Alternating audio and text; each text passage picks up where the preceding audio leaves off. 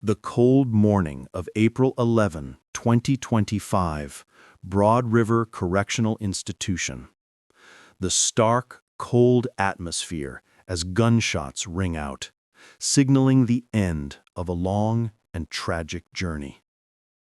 At 42, Mikal Deen Mahdi's life ended by a firing squad. A man whose crimes shocked the nation.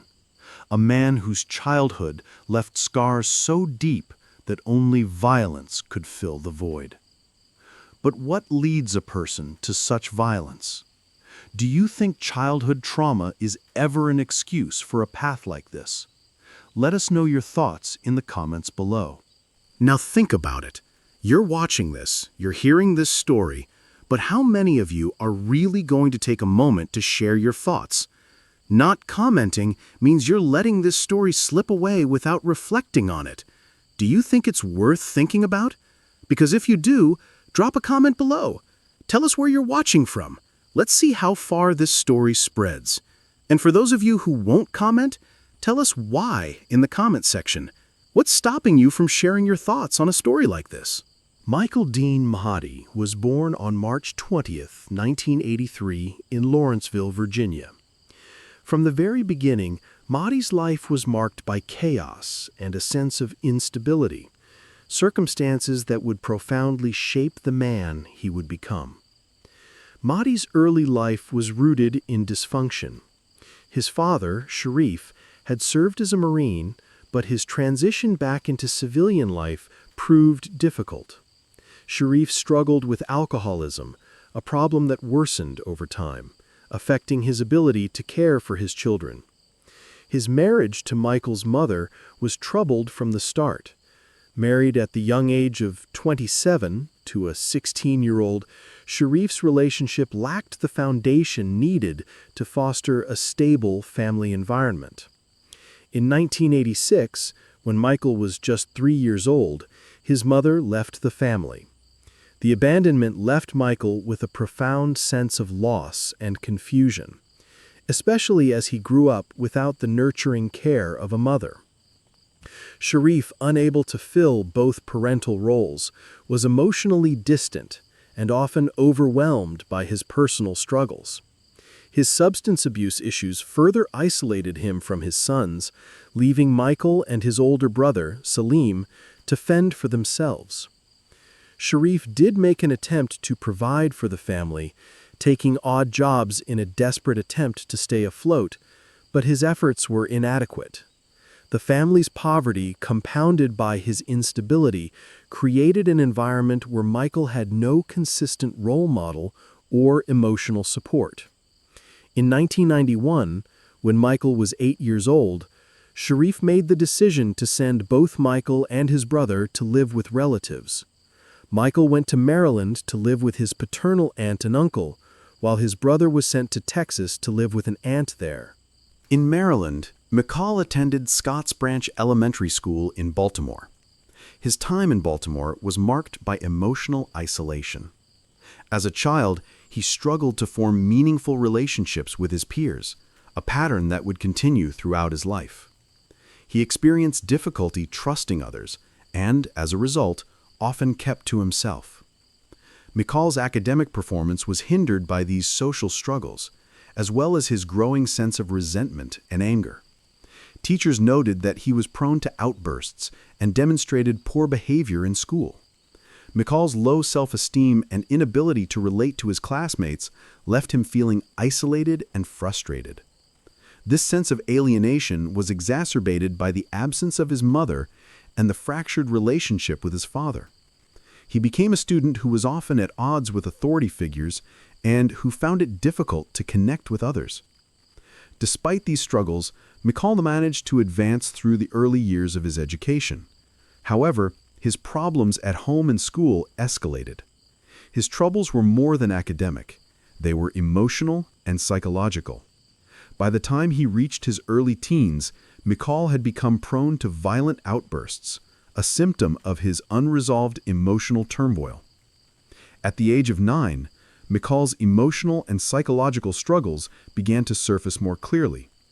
Diagnosed with severe depression, His condition was one that was largely ignored, left unchecked as he dealt with the overwhelming instability in his home life.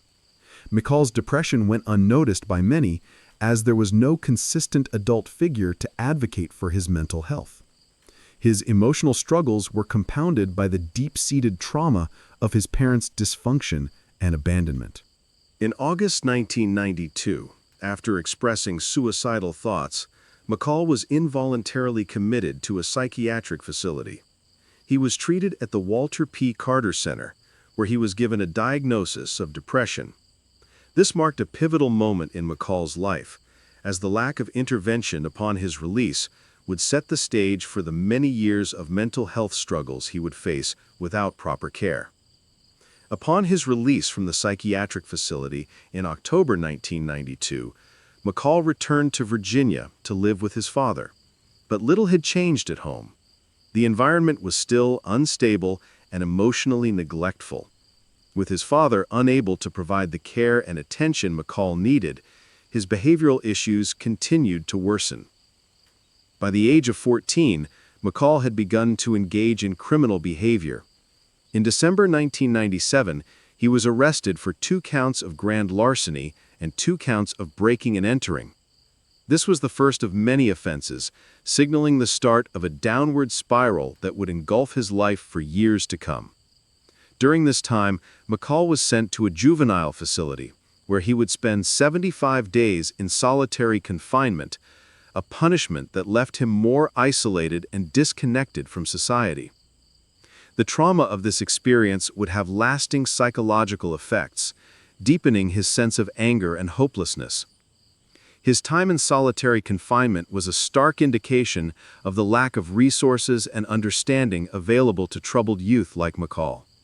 Rather than being provided with therapeutic support or educational programs, Mikal was punished and isolated, further reinforcing his view of the world as hostile and uncaring.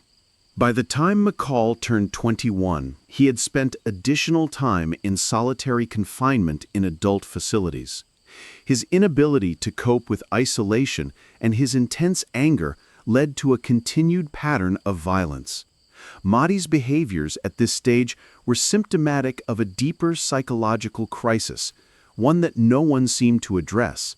His history of violent outbursts in juvenile detention, combined with his mental health issues, formed the basis of the man who would eventually spiral into more violent and unthinkable acts. Mikal's journey was marked by early signs of violent tendencies, a sense of emotional numbness, and a lack of trust in authority figures. His inability to form meaningful connections or seek help only worsened with time, leaving him isolated in a world of his own rage and depression. Do you think Mahdi's fate was sealed from a young age? Could early intervention, such as therapy, support, or a stable home environment, have made a difference in his life? Could these early signs have been addressed before it was too late? Share your thoughts in the comments below.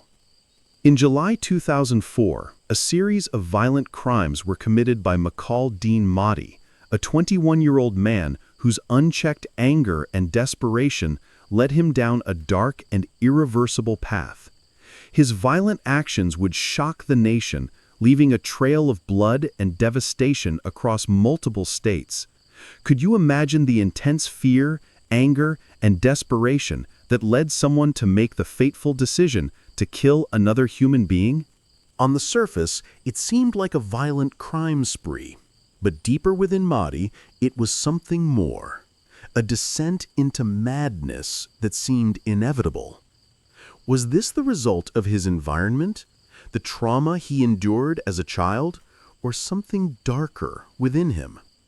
These are questions that would shape not just the legal proceedings, but also the conversation around his actions for years to come.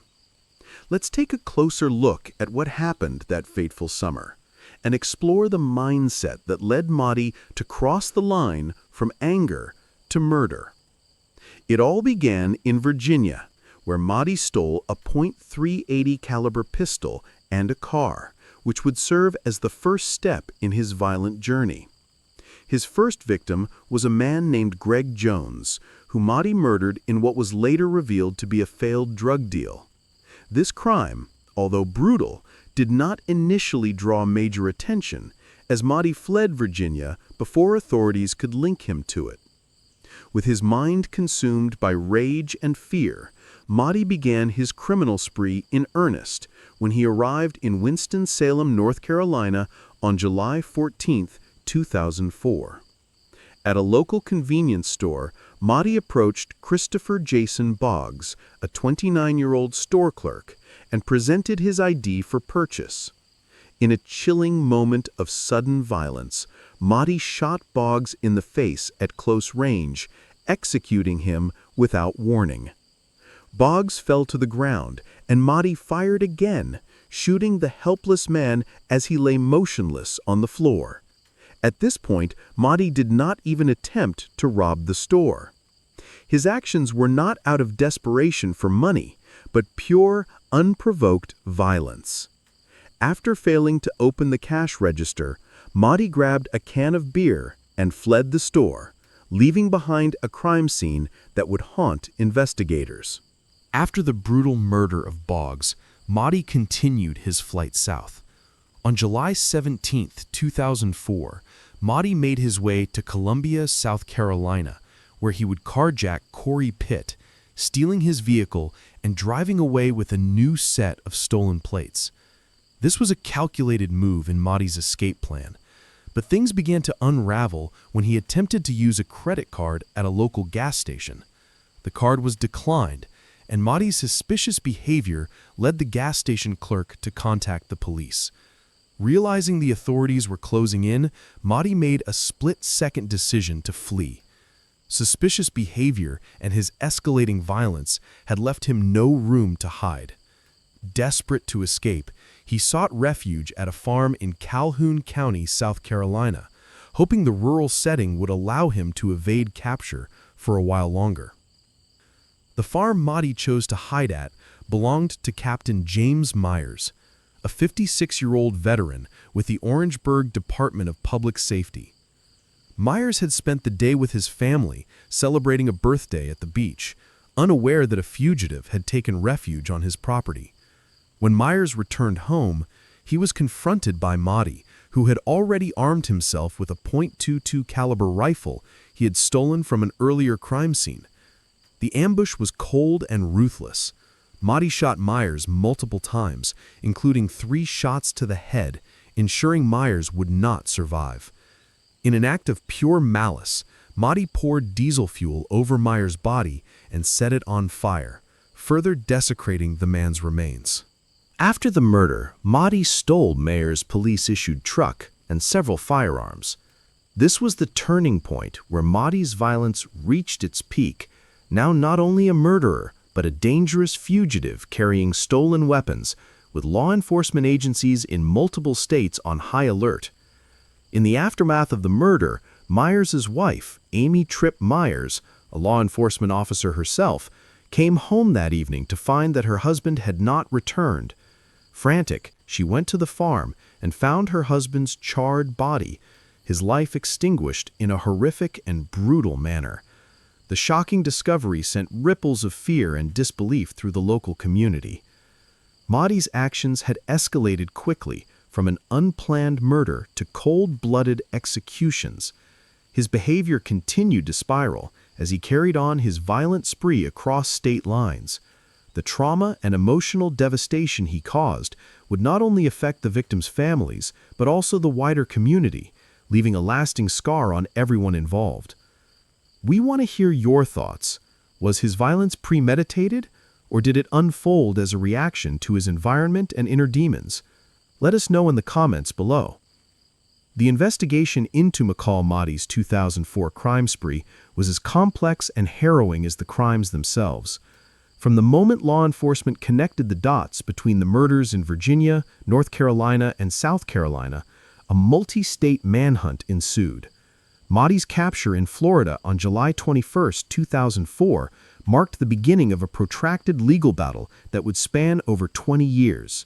Mahdi's violent rampage left a trail of forensic evidence that law enforcement meticulously pieced together. In Virginia, DNA evidence linked Mahdi to the murder of Greg Jones, a crime that had initially gone unsolved. In North Carolina, surveillance footage identified Mahdi as the shooter of Christopher Jason Boggs. The most chilling evidence came from South Carolina, where Mahdi murdered off-duty police officer James Myers. Autopsy reports revealed that Myers had been shot multiple times, and his body had been set on fire, a detail that underscored the brutality of the crime.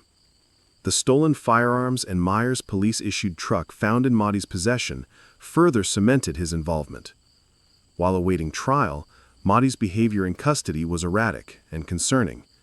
In 2006, he was found with a homemade handcuff key in his possession during a routine court search, leading to heightened security measures during his trial.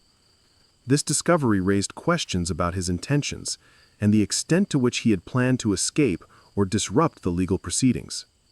Mahdi's trial commenced in November 2006 in South Carolina.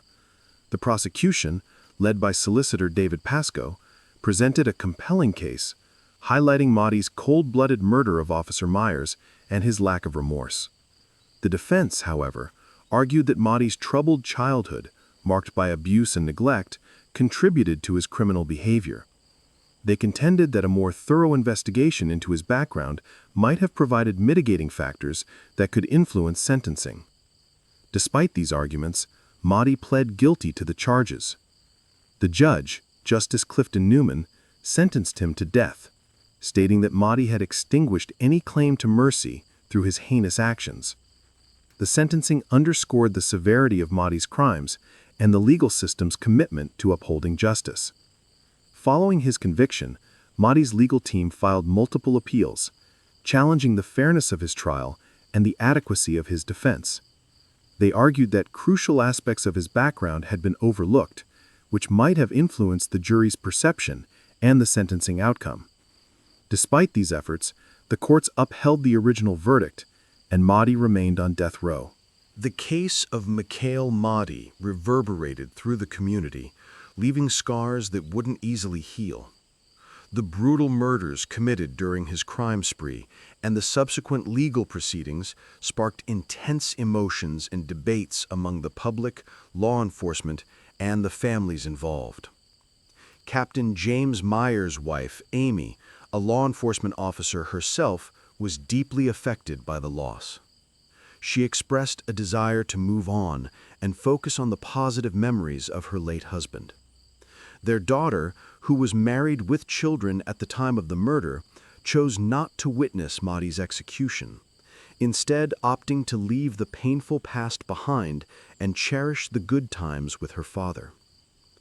The families of other victims, such as Christopher Jason Boggs, also endured profound grief. Losing loved ones in such a senseless and violent manner left lasting emotional scars, highlighting the widespread impact of Mahdi's actions. The trial and execution of Mikal Mahdi divided public opinion. Some felt justice had been served, while others questioned the morality of the death penalty, especially given Mahdi's early life experiences and lack of proper mental health care. Advocates for reform argued that his early life experiences and lack of proper mental health care contributed to his criminal behavior, suggesting that the justice system failed to address the root causes of his actions. Incarcerated, Mahdi's life behind bars was marked by violent behavior. In 2009, he attempted to kill a correctional officer, a stark reminder of his unyielding nature and the danger he posed even within the confines of prison. Additionally, he was involved in a conspiracy to escape, showing that even behind bars, Mahdi remained a threat to society. Over the years, Mahdi's legal team filed multiple appeals, but each was rejected, further highlighting the lack of mercy in the eyes of the court.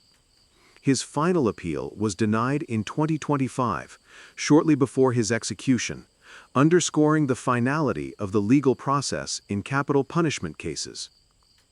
Mahdi, who chose the firing squad as his method of execution, seemed to display a cold, calculated nature even in his final moments. His decision to opt for this method, despite the potential for prolonged suffering, indicated a complex interplay of factors influencing his choice. Some speculated that he believed it to be the least painful option among those available, while others viewed it as a final assertion of control over his fate. On the evening of April 11, 2025, Mikal Mahdi was executed by firing squad at the Broad River Correctional Institution in Columbia, South Carolina. This marked the state's second use of the firing squad as an execution method in just over a month, following Brad Sigmund's execution on March 7, 2025. Mahdi's final meal was a notably upscale selection, consisting of ribeye steak cooked medium, mushroom risotto, broccoli, collard greens, cheesecake, and sweet tea. This choice stood in stark contrast to the violent nature of his crimes and the method of his impending execution. At approximately 6:01 p.m., Mahdi, aged 42, was strapped to a chair in the execution chamber. A red bullseye target was affixed over his heart, and a hood was placed over his head. 3 prison employees, acting as the firing squad, stood about 15 feet away and discharged their rifles simultaneously. Witnesses reported that Mahdi cried out upon being struck, his arms flexed, and he groaned twice within the first 45 seconds. His breathing continued for about 80 seconds before he appeared to take a final gasp. He was declared dead at 6:05 p.m., approximately 4 minutes after the shots were fired. The execution was witnessed by 9 individuals, including journalists and law enforcement officials. The reactions among witnesses were mixed. Some viewed the execution as the culmination of justice for Mahdi's heinous crimes, while others found the process unsettling and questioned the humanity of such a method. The prolonged nature of Mahdi's death, with his continued breathing and groaning, led to discussions about the effectiveness and ethical considerations of the firing squad as an execution method. The execution of Mikal Mahdi has sparked debates about the ethics and efficacy of the firing squad as a method of capital punishment. Witnesses reported that Mahdi remained conscious and in pain for up to a minute after the bullets missed their target and failed to quickly stop his heart. This raises questions about the reliability and humanity of execution methods. What are your thoughts on the firing squad as a means of execution? Do you believe it is a just and humane method, or does it perpetuate unnecessary suffering? Share your opinions in the comments below. Was Mahdi's execution an act of justice or revenge? The line between the two often blurs in cases involving heinous crimes. While some viewed the death penalty as a necessary deterrent and a means of delivering justice, others see it as a form of retribution that perpetuates a cycle of violence. In Mahdi's case, the decision to execute him was influenced by his brutal crimes and lack of remorse.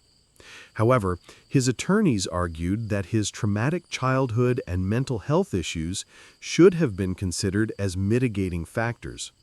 This debate underscores the ongoing discussion about the morality and effectiveness of capital punishment. Mahdi's violent path was shaped by early trauma and an inability to navigate his emotional struggles. From a young age, he faced neglect, abuse, and instability, which contributed to his psychological distress. At age 9, he was diagnosed with major depressive disorder and was involuntarily admitted to a psychiatric facility due to a suicide threat. Despite these early signs of mental health issues, he was not provided with adequate support or treatment. Instead, he was incarcerated, where he experienced further trauma, including solitary confinement and exposure to violence. These experiences likely exacerbated his mental health problems and contributed to his later criminal behavior. Mahdi's story is a stark reminder of the power of early intervention and the devastating consequences when it fails. Research has shown that childhood trauma can have long-lasting effects on mental health and behavior. Without proper support and treatment, individuals like Mahdi may struggle to cope with their experiences, leading to destructive outcomes. This highlights the importance of addressing mental health issues early and providing individuals with the resources they need to heal and thrive. Mahdi's death, though final, leaves behind questions of morality, justice, and the human cost of violence. His case challenges us to consider the complexities of human behavior and the factors that contribute to criminal actions. It serves as a reminder that the road to destruction is often paved with unresolved pain and unmet needs. As a society, we must reflect on how we address trauma, mental health, and justice to prevent future tragedies. What are your thoughts on the role of childhood trauma in criminal behavior? Do you believe that early intervention could have changed Mahdi's path? Share your opinions in the comments below. Thank you for staying with us until the end of this deeply emotional and complex story. We appreciate your time and attention. We know this case raised difficult questions about justice, trauma, and the human condition. If you found this story insightful, we'd love to hear from you. Drop a comment below and let us know if there's another case or story you'd like us to dive into next. Your suggestions are important to us, and who knows, your idea could be our next deep dive. Don't forget to like, subscribe, and hit the notification bell so you don't miss any of our future stories. Thanks again for being with us. Stay engaged, stay curious, and we'll see you in the next video.